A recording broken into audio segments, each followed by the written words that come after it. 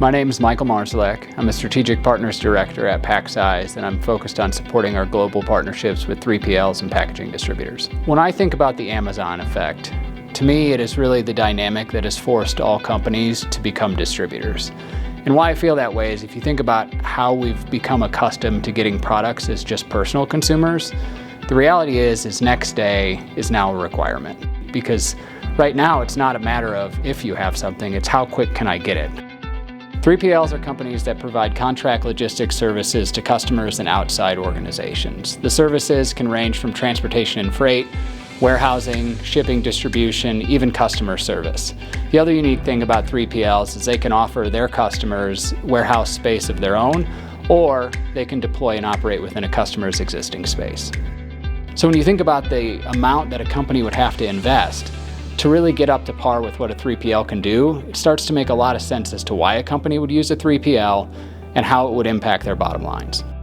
Right-size packaging can make a massive difference for 3PLs, not only as they think about their costs of corrugate, their operational flow, environmental considerations, but also how they help their customers.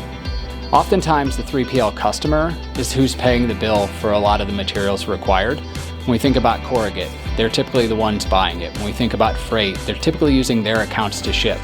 And that's where right-sizing can make a really big impact, starting with just material.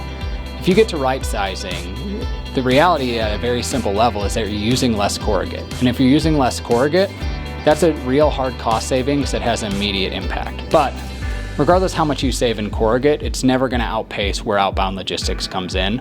And that's where the real impact to a business can be felt.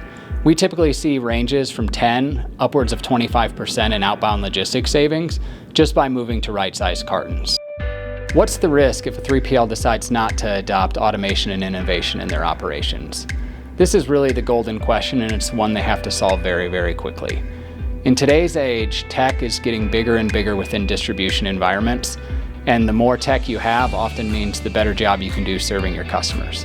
It's really almost an arms race as you think about it in the 3PL space. Those that choose to innovate, those that choose to invest, are going to be better positioned to acquire new business, take over business from their competition, and really squeeze the market.